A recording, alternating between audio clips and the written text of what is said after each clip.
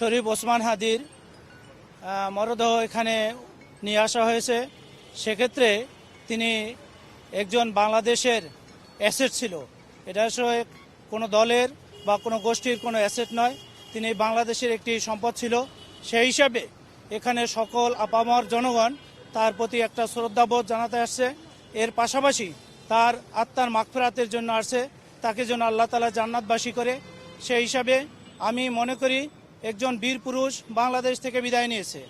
এই বীর পুরুষের সরকারিভাবে তাকে একটি খেতাব দেওয়া উচিত, শহীদ বীর শরীফ ওসমান হাদি নামে। এটা গভর্নমেন্টের কাছে আমার আকুল আবেদন, তাকে যেন বীর হিসাবে উপাধি দেওয়া হয় সরকারিভাবে। আর আমরা চাচ্ছি এই বাংলাদেশে এরকম যদি বীর বারবার আসে, তা এই বীরের যদি আজকে হত্যার বিচার যদি না করা হয়, তাহলে দেখা যাবে একদিন এই মেধাবী এবং যারা বীর এরা মুখ খুলে আর কথা বলতে সাহস পাবে না। সেই হিসাবে আমার আবেদন, এই হত্যাকারী যারাই এর সাথে জড়িত আছে সকলকে বিচারের আওতায় এনে সর্বোচ্চ শাস্তির ব্যবস্থা করতে হবে। আদারওয়াইজ বাংলাদেশ থেকে মেধার কোনো বিকাশ ঘটবে না এবং মেধাবী যারা আছে তারা কোনো মুখ খুলে কথা বলবে না। এইভাবে আমি মনে করি গভর্নমেন্টের উচিত এই দোষীদেরকে সাব্যস্ত করে, দোষীদের যারা সাব্যস্ত হয়েছে তাদের বিচারের আওতায় এনে তাদেরকে সর্বোচ্চ শাস্তি প্রদান করা উচিত। আমরা খুবই মর্মাহত আজকে যে আমাদের প্রিয় শহীদ হাদি ভাইকে হারিয়েছি। তো আমরা অবশ্যই ওনাকে বীর উত্তম হিসাবে ওনাকে প্রকাশ করা হোক। আরেকটা কথা হলো যে আমরা আজকে অবশ্যই সবাই মর্মাহত। ওনার আম্মাকে কি ওনার ফ্যামিলিদেরকে আমরা সান্ত্বনা দেওয়ার মতো ভাষা নেই। তবে একটা কথা সত্যি, আমরা এক হাদি ভাইকে হারিয়েছি, লক্ষ লক্ষ হাদি ভাই আমাদের ঘরে ঘরে জন্মিয়েছে। আমরা এরকম কাপুরুষরা যারা, এই কাপুরুষরা আসলে সামনের থেকে ওরা আঘাত করতে জানে না, ওরা পিছন থেকে আমাদের মতো বীর সৈনিকদেরকে আঘাত করে, গুলি করে, হত্যা করে। তো ওরা হয়েছে কাপুরুষ, ওরা সত্যিকার অর্থে ওরা কাপুরুষ। কাপুরুষদের বিচার এ দেশে হবে।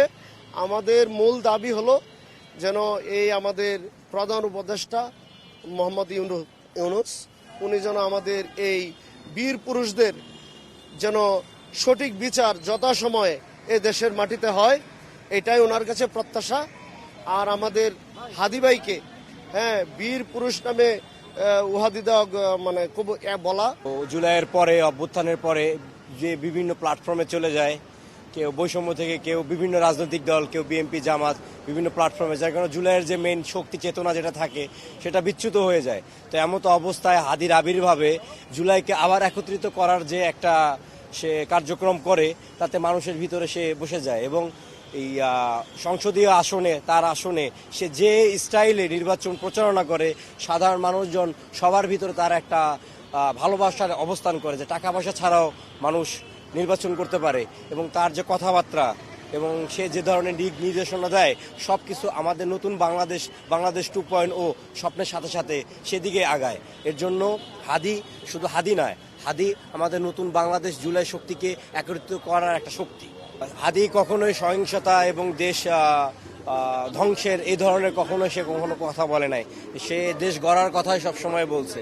তো কিছু বিচ্ছিন্ন ঘটনা ঘটছে, এটা মানুষ অত্যন্ত খুবই খুশিতে ওঠে। আপনারা জানেন যে মানুষ হত্যা করে, হাদিকে গুলি করে সে চলে গেছে ইন্ডিয়ায়। মানুষ সাধারণত আমাদের দেশে সরকারের উপরে, প্রশাসনের উপরে একটা ক্ষোভ, এত গোয়েন্দা সিকিউরিটি, আমাদের ডিজিএফ, নানা রকম গোয়েন্দা সংস্থা থাকার পরও একজন খুনিকে তারা ধরতে পারলো না। এর জন্য সাধারণ মানুষের যেটা ক্ষোভ, সেই ক্ষোভের বহিঃপ্রকাশ সামান্য একটু সময়ের জন্য ঘটছে, কিন্তু সময় শেষ হলে মানুষ সবাই বুঝতে পারছে। কিন্তু এটা আসলে হাদির আদর্শ ছিল না। আমরা সবসময় দোয়া করবো হাদি ভাইকে যেন আল্লাহ তাআলা জান্নাত নসিব করুক। হাদি ভাইয়ের ফ্যামিলি, ইনকিলাব মঞ্চ সব যেন অ্যাজ প্ল্যান মতো চলে। সবাই হাদি ভাইয়ের জন্য দোয়া করবেন, এটাই। আর নতুন বাংলাদেশ যেভাবে হাদি ভাই স্বপ্ন দেখছে, সেভাবে নতুন জেনারেশন, ইউথ জেনারেশন যেন পূরণ করতে পারে। আমি মূলত এখানে আসছি আমাদের যে ভাই শহীদ হাদি ভাইয়ের জানাজাতে অংশগ্রহণ করতে। আমি আজকে কয়েকদিন যাবতীয় আমার বুকে প্রচুর পরিমাণ ব্যথা অনুভব হইতেছিল। এই ব্যথাটা কি, হাদি ভাইয়ের সাথে আমার কখনো দেখা হয়েছে? উনি আমার আত্মীয়, উনি আমার বন্ধু বান্ধব কেউ না। তারপরেও আল্লাহর পক্ষ থেকে আমার ভিতরে ওর প্রতি একটা ভালোবাসা, একটা মায়া মমতা, একটা মানে এমন স্পিরিট তৈরি হয়েছে, মনে হয়েছে আমাদের জন্য হাদি বাংলাদেশে আরো বেশি দিন বেঁচে থাকা দরকার ছিল। কারণ হচ্ছে আমরা ছোটবেলা থেকে শুধু যে গল্প শুনছি, যে আমাদের চোখের সামনে যে একটা পর্দা লাগানো ছিল, এই পর্দাটা আমাদের সরিয়ে দিচ্ছে হাদি। এমনকি হাদির মতো করে এইরকম আমাদের আরো আরো আরো ঘরে ঘরে লক্ষ লক্ষ হাদি তৈরি হয়েছে। এই হাদিদেরকে আর থামানো যাবে না, আমি একটা ছোট্ট গল্প বলি। আমার ছোট বাচ্চা, বয়স মাত্র 5, ওই দিন মসজিদে নামাজ পড়তে গিয়েছে। নামাজ শেষে সে অনেক জোরে বলতেছে যে বাবা, আজকে তো তুমি হাদি চাচ্চুর জন্য দোয়া করলে না, তাহলে এই যে 5 বছর বয়সের যে সন্তান আমার, তার ব্রেনে যে হাদি ঢুকেছে, এই সন্তানের ব্রেন থেকে কি কখনো হাদিকে বের করতে পারবে কেউ? এরকম লক্ষ লক্ষ হাদি ঘরে ঘরে তৈরি হয়েছে। আমাকে যদি আল্লাহ কখনো আরেকটি পুত্র সন্তান দান করে, আমি তার নাম রাখবো উসমান হাদি।